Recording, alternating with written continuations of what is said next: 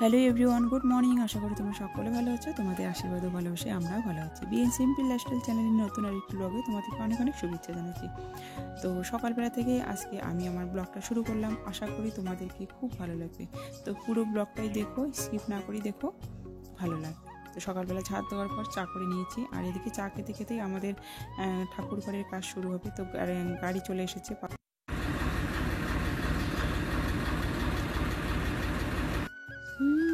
সকালবেলাই বালির গাড়ি আর পাথরের গাড়ি চলে এসেছে। মিস্ত্রি আসার আগেই ঠাকুরটাকে আমাদের পুকুরে ভাসিয়ে দেবে, সেজন্য নিয়ে যাচ্ছে।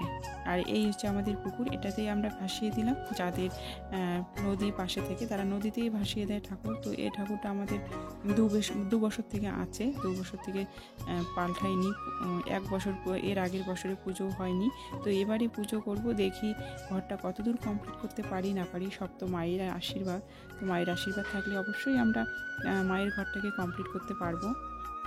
ওদিকে পুকুর পাড় থেকে এসেই বাড়িতে বাবুকে ঘুম পাড়িয়ে দিলাম, শুয়ে দিয়ে এদিকে আমি ধান ভেজাচ্ছি। ধান ভিজিয়ে নিলে তাড়াতাড়ি সেদ্ধ হয়, আর এদিকে ধানের পাথানগুলো উপরে উঠে যাবে, ওগুলো আমি ফেলে দিয়ে দেব। তো ওদিকে মিস্ত্রি এসে গেছে, একজন এসেছে আর একজন আবার রাত্রিবেলায় আসবে। ওদের এখন মাঠে আলু চাষ করেছে, তো আলু বাড়িতে ওষুধ দিতে হবে, ওষুধ দিয়ে তারপরে রাত্রিবেলায় আসবে। আর একজন কাজ করছে।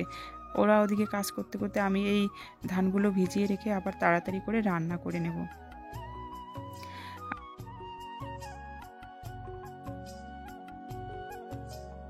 এদিকে আমার রান্না খাওয়া দাওয়া কমপ্লিট হয়ে গেছে। অনেকক্ষণ পর তোমাদের সামনে আসলাম। আর এদিকে আমি ধান সেদ্ধও বসিয়ে দিয়েছি। বাইরে মিস্ত্রিগুলো কাজ করছে, তো আজকে অনেকগুলো ধান ভিজিয়েছি, তো অনেক সময় লাগবে ধান সেদ্ধ করতে।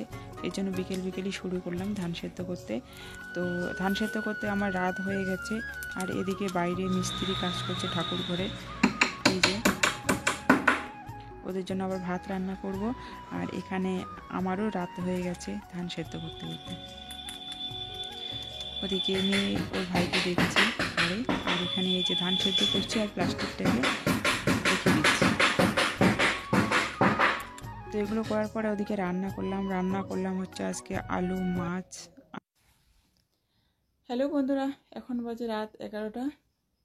এই যে বাবু এখনও ঘুমোয়নি, তো আর ঘুম আসছে, ঘুমোবে। তো আমি বাবুকে নিয়ে রান্না করলাম। মেয়ে ঘুমিয়ে পড়েছে, খাওয়া দাওয়া করে, ঠান্ডা ভাত খাওয়া দাওয়া করে ঘুমিয়ে পড়েছে। ওকে এখন ডাকবো গরম ভাত খাওয়ার জন্য। আর এদিকে মিস্ত্রিগুলো কাজ করছে, আর খাওয়া দাওয়া করে তারপরে বাড়ি যাবে। আর এখন রান্না করলাম আলু মাছ, সবজি, বেগুন দিয়ে একটা সবজি আর ভাত। বাবুকে নিয়ে রান্না করলাম, আর বেশি কিছু রান্না করতে পারিনি। তো আজকের ব্লগটা কেমন লাগলো অবশ্যই কমেন্ট করে জানাবে, আর সাবস্ক্রাইব করে পাশে থাকবে। আর এখন রাত্রিবেলা রাত্রি 11টা, এখনও কাজ চলছে। বাকি কাজগুলো আমি পরের ব্লগে তোমাদেরকে দেখিয়ে দেব। তো দিনের বেলায় তো সবার কাজ থাকে, সেই জন্য বলছি যে রাত্রিবেলায় কাজটা করে কমপ্লিট করবে। তো আজকের মতো ব্লগটা আমি এখানেই রাখছি। আমার ব্লগটি যদি ভালো লাগে লাইক কমেন্ট শেয়ার করো, আর সাবস্ক্রাইব করে আমার পাশে থেকো।